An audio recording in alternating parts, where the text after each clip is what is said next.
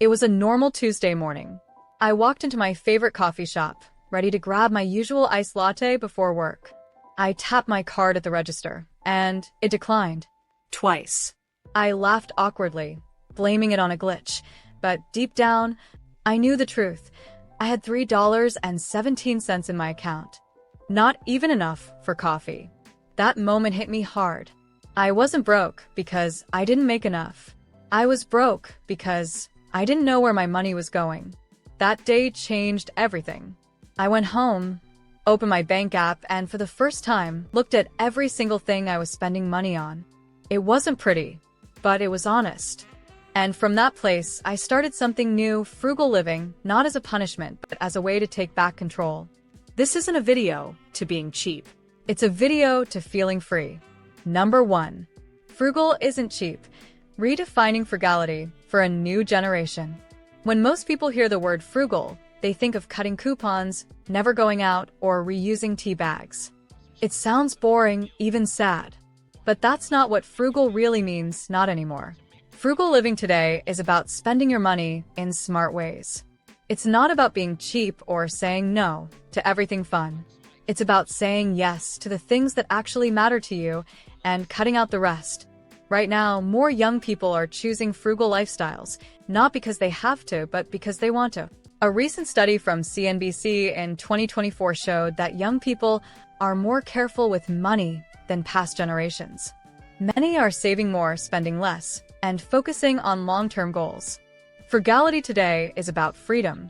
It's about not being tied to debt, not living paycheck to paycheck, and not wasting money on stuff that doesn't make you happy. It means being in control.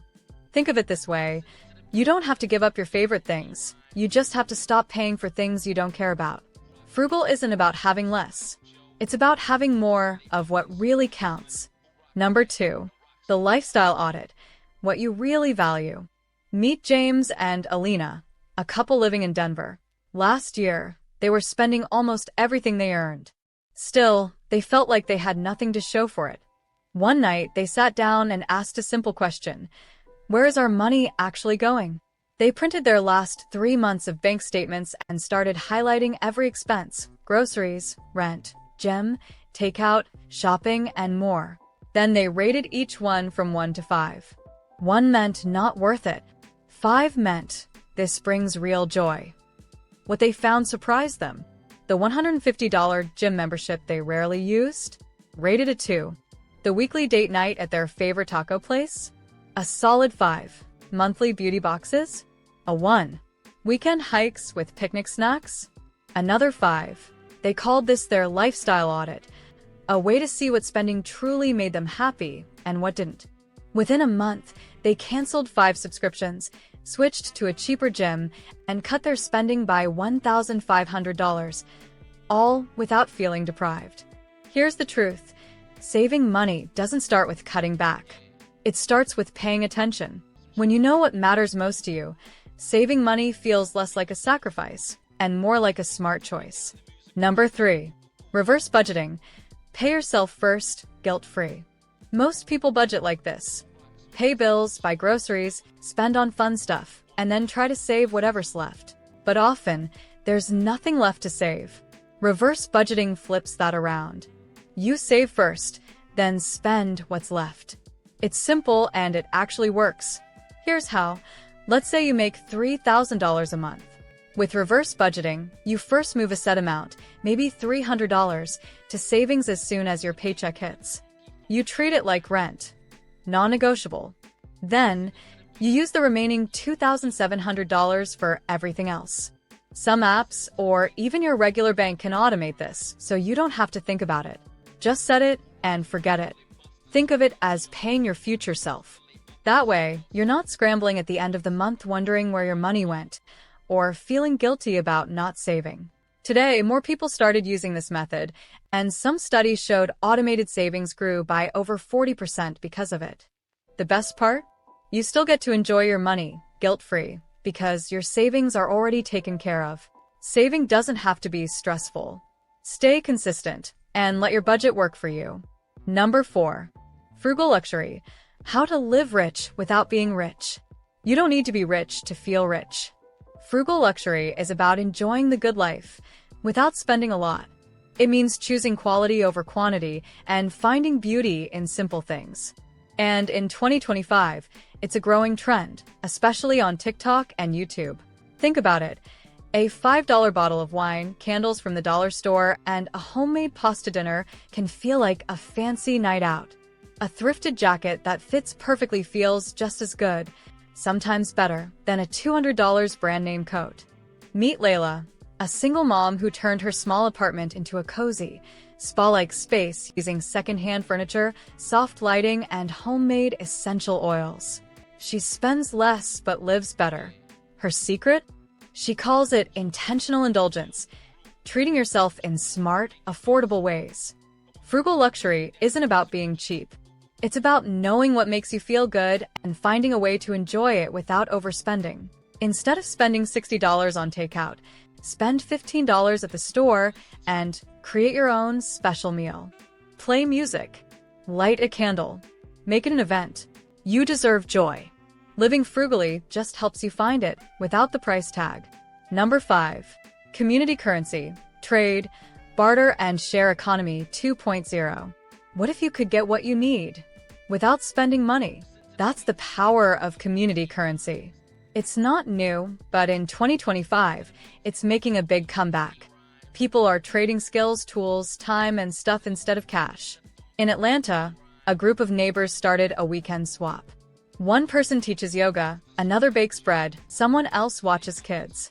No money changes hands, just value. Together, they've saved thousands of dollars a year. This is called a share economy 2.0, less about big companies like Airbnb, and more about helping each other directly. Frugal living doesn't mean doing it all alone. Sometimes the smartest way to save is to share. Number 6. The side hustle trap. Why earning more is not equal to saving more. Side hustles are everywhere. From freelancing to food delivery, it seems like everyone is working extra to make more money. But here's the truth. Earning more doesn't always mean saving more. Meet Marcus, a graphic designer who started freelancing nights and weekends. He was making an extra $2,000 a month, but still felt broke. Why? Because as his income grew, so did his spending. New clothes, more takeout, expensive gadgets. It's called lifestyle creep. You earn more, so you spend more without even noticing. The real trick to growing your money isn't just making more. It's learning how to keep more. If you get a raise or start a side hustle, try this. Save at least half of your extra income. Use the rest for fun or debt, but don't let new money become a new trap. More money helps, but better habits matter more. Number 7. Eco-frugality. Saving money by saving the planet. What if helping the planet could also help your wallet? That's the idea behind eco-frugality, living in a way that's good for both the earth and your bank account. In 2025, more people are finding smart ways to save money by wasting less. Sarah, a college student in Portland, started using reusable containers, shopping secondhand, and cooking at home. She cut her trash in half and saved over $1,200 in 1 year.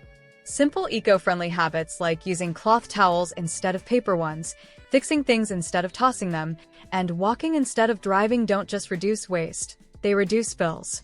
Refillable cleaning products, buying in bulk, and growing a few herbs at home are also great for your budget. You don't have to go fully zero waste to make a difference. Even small changes can lead to big savings and a cleaner world. Spend less, waste less, and live better. Number 8. Time-rich frugalism. Stop buying back your time. Have you ever paid extra just to save time? Food delivery, express shipping, cleaning services, they all promise convenience, but the costs add up fast. This is where time-rich frugalism comes in. It's a fresh idea. Instead of spending money to save time, learn to value your time differently. Take John, a remote worker who used to order takeout 5 times a week. He thought it saved time. But when he learned a few 15-minute recipes, he started cooking at home, saving over $4,000 a year and feeling healthier, too. Many of us spend without thinking, just to avoid effort. But slowing down, planning ahead, and doing things yourself can save big money and make life feel less rushed. Try a simple time audit. What are you paying for that you could do in 10 to 20 minutes? Frugal living isn't just about money.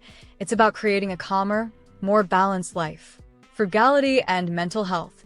The surprising upside.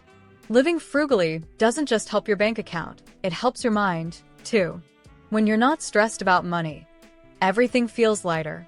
You sleep better, think clearer, and enjoy life more. A recent study from the American Psychological Association found that people who track their spending and avoid debt report lower anxiety and higher life satisfaction.